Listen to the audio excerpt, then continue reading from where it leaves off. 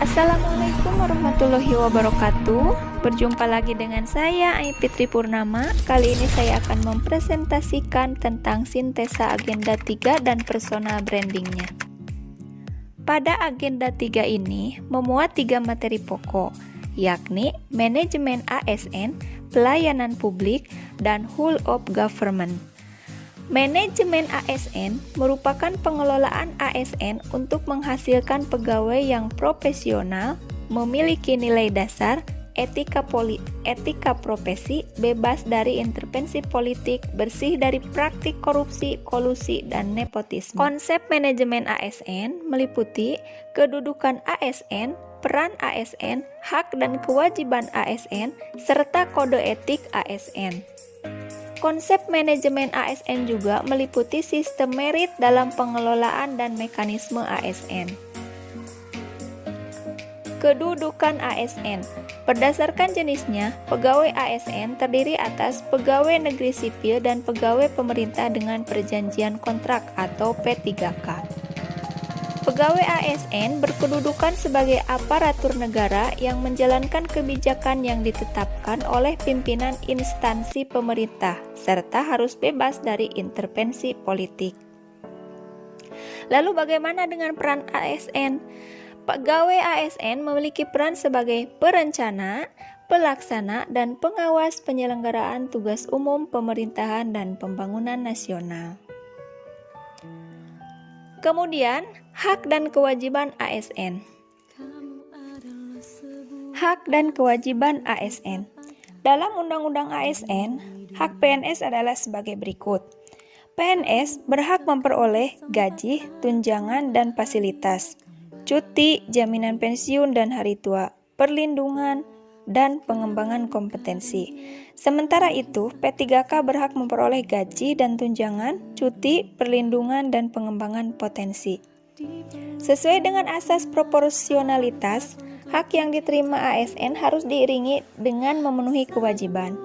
Dalam Undang-Undang ASN, kewajiban pegawai ASN diantaranya adalah setia dan taat pada Pancasila, Undang-Undang Dasar Negara Republik Indonesia tahun 1945, Negara Kesatuan Republik Indonesia, dan pemerintah yang sah, menjaga persatuan dan kesatuan bangsa, melaksanakan kebijakan yang dirumuskan pejabat pemerintah yang berwenang, mentaati ketentuan peraturan perundang-undangan, melaksanakan tugas kedinasan dengan penuh pengabdian, kejujuran, kesadaran, dan tanggung jawab, menunjukkan integritas dan keteladanan dalam sikap, perilaku, ucapan, dan tindakan kepada setiap orang, baik di dalam maupun di luar kedinasan, menyimpan rahasia jabatan dan hanya dapat mengemukakan rahasia jabatan sesuai dengan ketentuan peraturan perundang-undangan, dan bersedia ditempatkan di seluruh wilayah Negara Kesatuan Republik Indonesia. Kode etik ASN. Sebagai profesi, ASN bekerja dengan berlandaskan pada kode etik dan kode perilaku. Kode etik dan kode perilaku ASN yang diatur dalam Undang-Undang ASN menjadi acuan bagi para ASN dalam penyelenggaraan birokrasi pemerintah dan bertujuan untuk menjaga martabat dan kehormatan ASN. Konsep sistem merit dalam pengelolaan ASN. Sistem merit adalah kebijakan dan manajemen ASN yang berdasarkan pada kualifikasi, kompetensi, dan kinerja secara adil dan wajar, dengan tanpa membedakan latar belakang, politik, ras, warna kulit, agama, asal-usul, jenis kelamin, status pernikahan, umur, atau kondisi kecacatan. Dengan adanya sistem merit, diharapkan orang yang benar bekerja di tempat yang benar. Materi berikutnya adalah tentang pelayanan publik. Apa itu pelayanan publik? Pelayanan publik adalah sebagai segala bentuk kegiatan pelayanan umum yang dilaksanakan oleh instansi pemerintah di pusat dan daerah dan di lingkungan BUMN atau BUMD dalam bentuk barang dan atau jasa. Terdapat 3 unsur penting dalam pelayanan publik, yaitu unsur pertama adalah organisasi penyelenggara pelayanan publik. Unsur kedua adalah penerima layanan atau pelanggan, yaitu orang. masyarakat, atau organisasi yang berkepentingan. Dan unsur ketiga adalah kepuasan yang diberikan dan atau diterima oleh penerima layanan atau pelanggan. Etiket pelayanan yang perlu diperhatikan oleh ASN terhadap pengguna jasa pada umumnya adalah sebagai berikut. 1. Sikap atau perilaku. 2. Ekspresi wajah. 3. Penampilan.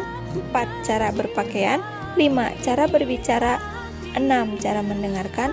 Dan 7. Cara bertanya. Materi terakhir dalam agenda 3 adalah Whole of Government. Inti dari konsep Whole of Government atau WOG adalah kolaboratif, koordinasi, dan integrasi. WOG muncul karena hal-hal berikut. Yang pertama adalah adanya dorongan publik untuk kinerja good government. Yang kedua, adanya ego sektoral. Yang ketiga, perkembangan teknologi dan informasi. Yang keempat, adanya keberagaman. Bagaimana penerapan Whole of Government ini? Pada penerapannya, WOG itu yang pertama adalah penguatan koordinasi antar lembaga. Yang kedua, membentuk lembaga koordinasi khusus. Yang ketiga, membentuk gugus tugas. Dan yang keempat adalah koalisi sosial. Adapun tantangan dalam penerapan WOG adalah yang pertama, kapasitas sumber daya manusia dan institusi. Yang kedua, nilai dan budaya organisasi. Yang ketiga, kepemimpinan. Lalu bagaimana best practice WOG yang telah diterapkan di Indonesia? Di antaranya adalah pembentukan Satgas COVID-19. Satgas COVID-19 merupakan hasil integrasi dari beberapa lembaga negara dalam percepatan penanggulangan pandemi COVID-19 yang sedang dihadapi oleh negara Indonesia. Nah, setelah memahami seluruh materi agenda 3, lalu apa yang akan kita lakukan sebagai personal brandingnya? Yang pertama bisa kita lakukan adalah dengan mengetahui kedudukan, tugas, dan fungsi dalam organisasi. Yang kedua, melaksanakan kebijakan dan pelayanan publik secara profesional dan netral dari praktik KKN, korupsi, kolusi, dan nepotisme. Yang ketiga, mengembangkan diri dengan meningkatkan kompetensi, kualifikasi, dan kinerja. Yang keempat, memberikan layanan publik yang prima dengan mengedepankan kode etik. Yang kelima, mampu melakukan koordinasi, kolaborasi, dan integrasi dalam peningkatan pelayanan melalui gagasan kreatif dan inovatif dengan memanfaatkan teknologi digital. Lalu, apa harapan dari personal branding tersebut? Yang pertama adalah peningkatan kualitas sumber daya manusia. Yang kedua, peningkatan mutu pelayanan. Yang ketiga, peningkatan kepuasan pelanggan. Dan yang keempat adalah mempererat persatuan dan kesatuan. Demikian penjelasan dari saya. Semoga bermanfaat. Terima kasih. Wassalamualaikum warahmatullahi wabarakatuh.